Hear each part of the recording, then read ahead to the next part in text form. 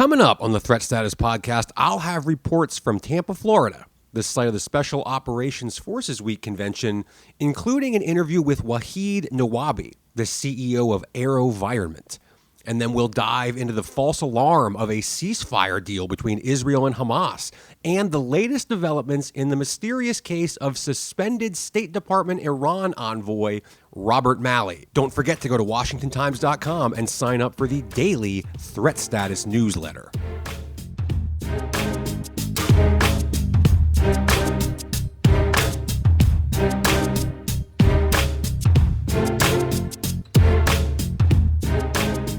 Hello and welcome to the Threat Status Podcast. I'm your host, Ben Wolfgang, national security correspondent at the Washington Times, and I am joined, as always, by my esteemed co-host, Guy Taylor, the national security editor here at the Times. There's a lot to get through this week. I'm coming to you all from Tampa, Florida, on site at the Special Operations Forces Week convention, which is one of the most important and frankly, Guy, one of the coolest conferences you'll ever see. 20,000 people from 75 countries, all kinds of technology, weapons, drones, AI, everything you can imagine that's got any relationship at all to the military and national security is here. I've got some great on-the-ground reporting from here at the convention that I'll be sharing with all the listeners this week and next. And coming up on this episode, I've got a great interview with Wahid Nawabi, the CEO of AeroVironment, the company that makes the Switchblade one-way attack drone and a firm that is deeply involved in the Pentagon's Replicator initiative. But first things first, Guy, before we get to that, what's on your radar right now? Ben, there are a few interesting things that deserve a deeper look. One is the trip to Europe in recent days by Chinese President Xi Jinping. This was Xi's first trip to European nations since before the COVID-19 pandemic. He visited France, Serbia, then Hungary at a moment when China is seeking to expand trade relations with Europe amid what many describe as a growing Cold War between the U.S. and China that features efforts by Washington and many European nations to block Chinese markets from advanced technologies such as artificial intelligence level microchips. What caught my eye was that Xi timed his arrival in Serbia on May 7 very symbolically. It was actually the 25th anniversary of the bombing of the Chinese embassy in Belgrade by U.S. fighter jets during NATO's air war over Kosovo. That incident killed 3 Chinese citizens. It's certainly interesting that Xi would arrive in Serbia on that 25th anniversary, obviously intentionally. Serbia is seen by many critics to be providing a foothold for Chinese and Russian influence in Europe. Beijing has invested billions in Serbian mining and infrastructure projects since the two countries actually inked a strategic partnership in 2016. Mr. Xi met with Serbia's populist president, Aleksandar Vučić. Xi Jinping described their relationship as, quote, ironclad. Another item that has caught my eye in recent days, Ben, was the new twists in the mystery surrounding sidelined Biden administration Iran envoy Robert Malley, specifically revelations by 2 top GOP lawmakers that Malley may have downloaded classified documents onto his cell phone, which was then apparently perhaps hacked by Iranian cyber operatives. The Malley case has been playing out in confusing fashion for nearly a year. Remember, he is a longtime Democratic diplomat who was key to the Obama administration's achievement of the 2015 nuclear deal with Iran. During the first 2 years of the Biden administration, Malley was tapped by President Biden to head up efforts to try and restore the nuclear deal that former President Trump had pulled the U.S. out of. But the effort actually fell flat amid resistance from Iran. Malley was then suddenly in the headlines last June when the State Department stripped his security clearance, suspended his pay, and put him on administrative leave pending a review of allegations he mishandled classified information. But details about it have been scant. Republicans on Capitol Hill say the Biden administration has kept them in the dark about the investigation, but they've done their own digging. House Foreign Affairs Committee Chairman Michael McCaul and Senator James Risch, the Senate Foreign Relations Committee's ranking Republican, sent a letter to Secretary of State Antony Blinken this week asking him to confirm that Mr. Malley's security clearance was actually suspended, and I'll quote the letter, because he improperly transferred classified U.S. government information to a personal email account and or device that is not authorized to store such information, end quote. That would be presumably a cell phone. The letter, I should acknowledge, was actually first obtained and reported on by Josh Rogan over at the Washington Post. In the letter, McCall and Risch actually go on to ask the State Department to confirm their suspicion or their belief that a, quote, hostile cyber actor was able to gain access to Mr. Malley's email and or phone. They also question whether the alleged cyber actor is affiliated with Iranian military or intelligence services. These are all new developments in the Malley case, which has really been a mystery over the last year, and they all come at a moment when the Biden administration faces a lot of criticism over its handling of Iran policy. And we also should point out here with, a lot of high-level Ivy League schools in the news right now that Rob Malley, after being placed on leave by the State Department, was given a teaching job at Princeton University to teach a graduate course on foreign policy. But quickly, while we're on the Middle East, Guy, we had an almost ceasefire, I guess, in the Israel-Hamas war for a few hours earlier this week. It looked like the deal, which has been the subject of painstaking negotiations for months, seemed within reach. Hamas announced it had accepted a deal, and some media outlets, reported as such. I was a little bit suspicious. I know others were as well, wondering what Israel's take or interpretation, I guess, of that situation would be. And sure enough, they took umbrage with Hamas's characterization and said they didn't accept that deal. Apparently, there's a lot of sticking points here. The idea of a quote unquote sustainable calm seems to be at the center of this, where Hamas wanted a more definitive end to the fighting, and Israel wanted that sustainable calm, more open to interpretation, what exactly that means. There also seem to be some discrepancies in the number of Hamas hostages that would be released, or at least the number of living Hamas hostages that would be released, and over the Palestinian prisoners Israel would release in return. So what happened here?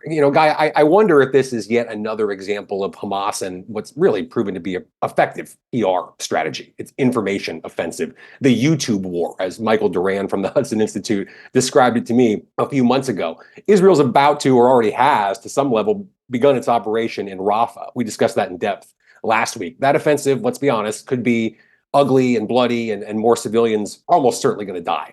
If you need a reminder of just how hard the tide of public opinion's turned against Israel on that front, because, large part because of the alleged civilian deaths, consider reports that have just come out over the past few days that the Biden administration halted weapons deliveries to Israel to show its displeasure with the way that Israel conducted the war in Gaza. So here we are. We're looking at this Rafah operation, and Hamas, for its part, is going to try to say that we've accepted a ceasefire that would have prevented this. If you start seeing more, images, video on social media and some media outlets around the world of civilian suffering and potential carnage in Rafah, they'll say, look, this isn't our fault. This is Israel's fault. We tried to get a ceasefire. Israel, in some quarters, is going to look like the aggressor yet again as this whole scene plays out. So I guess, Guy, in some ways, is this kind of another win for Hamas on the PR front? They seem to be pretty good at playing this, at least among, some receptive audiences in the U.S. and around the world. As much criticism as Israel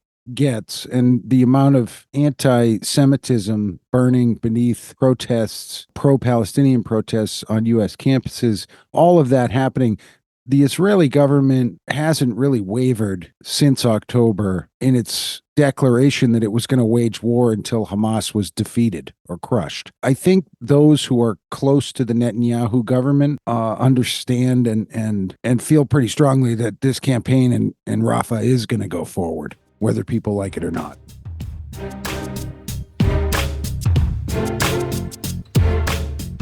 And coming up is my conversation with Wahid Nawabi of AeroVironment.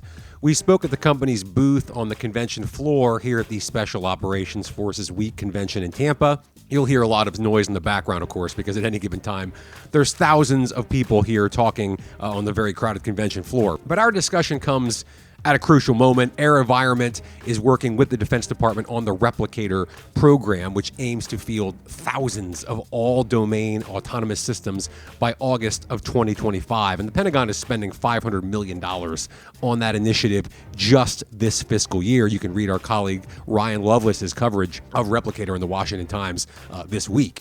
AeroVironment's Switchblade 600 was selected as part of the first tranche of the Replicator initiative. It was actually announced this week during the convention here in Tampa. And I asked Wahid Nawabi about that and about a lot of other things. So let's get to that interview now.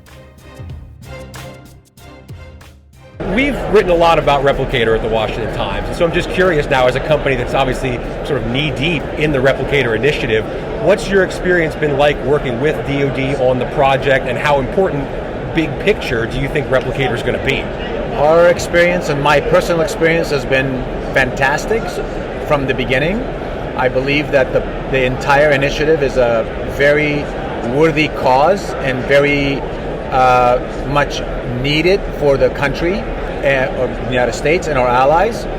I also believe that the U.S. DoD, I give Undersecretary Hicks an enormous amount of credit for having the fortitude to actually take on this initiative. And her whole intent is to try to move fast in order for us to be able to have the capability to overcome our threats that are developing and is in the Indo-Pacific. Yeah. Our experience with DIU as well, this Defense Innovation Unit, has been tremendous, positive. I give them credit. They've moved quite fast. These things don't move that fast in general, but they've moved in very, very good speeds in my view, and we look forward to partnering with them and helping. Well, I'm glad you asked that, because I'm going to ask you, are we moving fast enough? The answer to that question is always going to be, we could move faster, including if you ask Secretary Hicks and anyone else, they'll tell you the same thing. Because we should never be satisfied as how fast we're going. But I would say that this is incredibly fast, given the complexity of the issue, the capability involved, and doing it in a very fair way and thoughtful way requires some time. Yeah.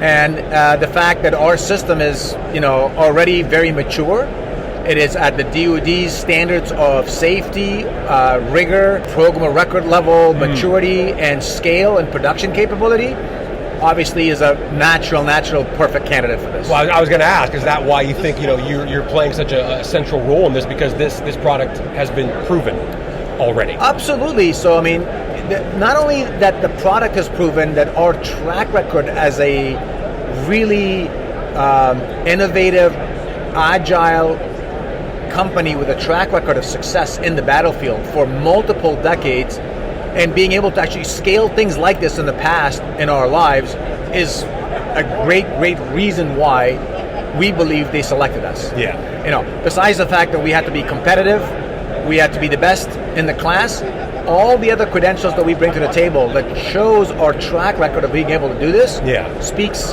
directly to the key priorities and objectives of this entire initiative. Yeah. Which is, you've got to be able to be innovative, disruptive, manufacture at scale to the U.S. DoD standards of airworthiness, safety, and rigor and performance and reliability. When we're talking about autonomy, and especially when we're talking about AI, one of the things I'm always fascinated about is how challenging it is for the United States to stay ahead of its competitors, because unlike some of our competitors, namely China, we care about things like personal privacy, and we care about things, we have moral standards that we adhere to that our competitors don't necessarily.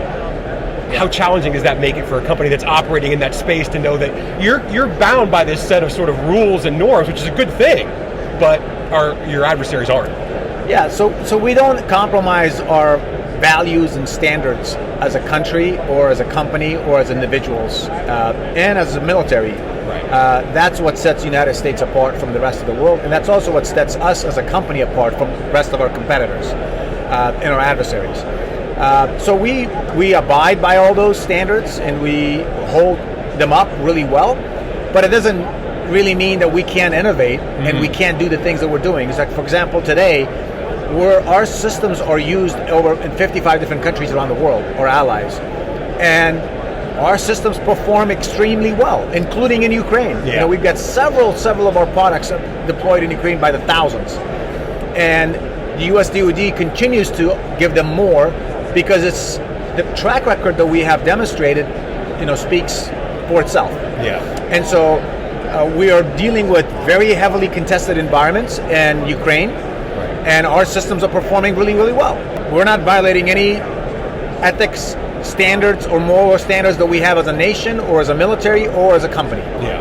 And we believe in that, and it's in our DNA, and we're doing it very successfully. So the future of AI and autonomy, if you're referring to that, for example, as a specific item, does not mean that we have to compromise our standards.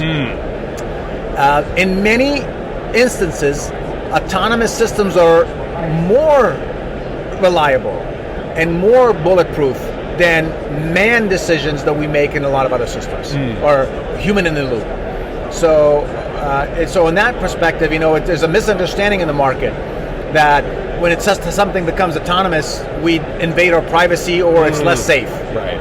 It's really not the case. To give you an example, when you're in a battlefield, in the last multiple decades, how many times have we seen on TV, CNN moments, call it, or Fox News, whichever one you watch, that there's been a mishap of a human making a mistake. Right. Autonomous systems actually can do better based on real data. Yeah. What's the future of the human in the loop? So again, that concept, Ben, is actually a little bit misunderstood. And here, let me explain to you. When we are flying, and we've done this in our past decades plus, in many theaters, we've seen it on TV publicly, which is a Predator or an F-35 or some other F-16 that's flying and launching a Hellfire missile. Once you launch that missile, a human makes that decision, right? But as soon as it gets launched, it goes and it's going to hit something. It's not in our control anymore. Yeah. Nobody's sitting there with a joystick. Nobody's sitting joystick and making decisions all the way to the last few seconds. Right. You can make and sweeten the target a little bit here and there, but you cannot just call off the mission anymore. Okay. Is that considered safer and better than a system that can actually decide all the way to the last few seconds and make the call more logically and more soundly and more ethically than a system that is fire and forget? So I argue, and I know for a fact, that the science, the rationale, the logic behind it is more ethical than the one that we've been doing for 50, 100 years as a nation. Yeah. When you shoot an artillery, you just have some GPS coordinates that you're going to aim for, and you launch a missile that goes 30, 40, 50 kilometers, maybe 100 kilometers. Right. Guess what? Whether the target is there or not, you're going to hit something. Sure. You can't call it back.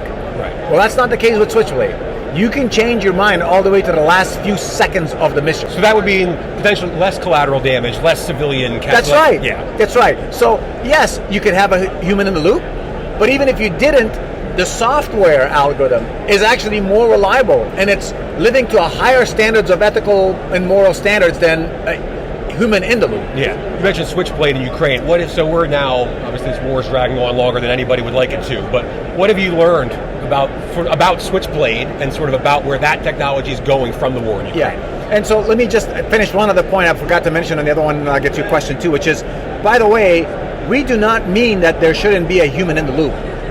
We support that, and our systems have the ability and the option for a human to be on the loop all the time. And I don't see AI and autonomy completely replacing humans in general. The level of parallel computing and processing that we do as humans in this very complex battlefield stuff, it can probably never be replaced by autonomy and AI. It'll be augmented and supported, but not totally replaced. Okay. Now, back to your question, we are learning a lot of things in Ukraine about Switchblade and our systems. The biggest lesson is that the conflicts of the future, unlike all the past conflicts, is going to include distributed, small, lethal and non-lethal unmanned or uncrewed systems like Switchblade and or Pumas and Ravens by the tens of thousands, not by few tens or hundreds. Right.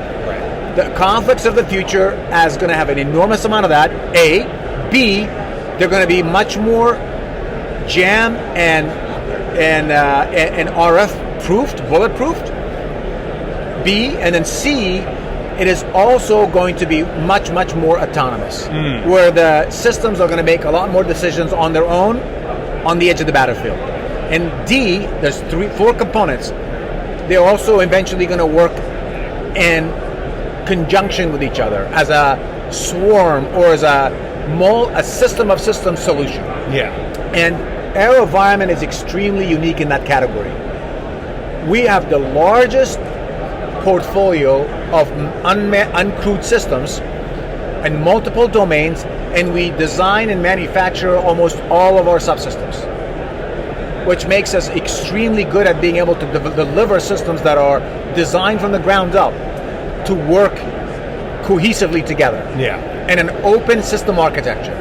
How crowded is the battle space going to be in the future? I mean, we're already seeing that with the Russians and their capabilities, but if there was nobody wants to see a conflict in the Pacific, but if there was, I mean, how crowded are we talking about with the amount of stuff and capabilities that are going to be thrown into this? So it's going to be large, very, very crowded, very, very chaotic, and that's why having humans always make the decisions is going to be almost impossible. And because there's just so much happening at once. Right. The complexity grows so fast that it's going to be really difficult for a human or several humans to be able to coordinate that effectively. We're talking about probably millions of decisions being made instantly, almost in a matter of seconds, right?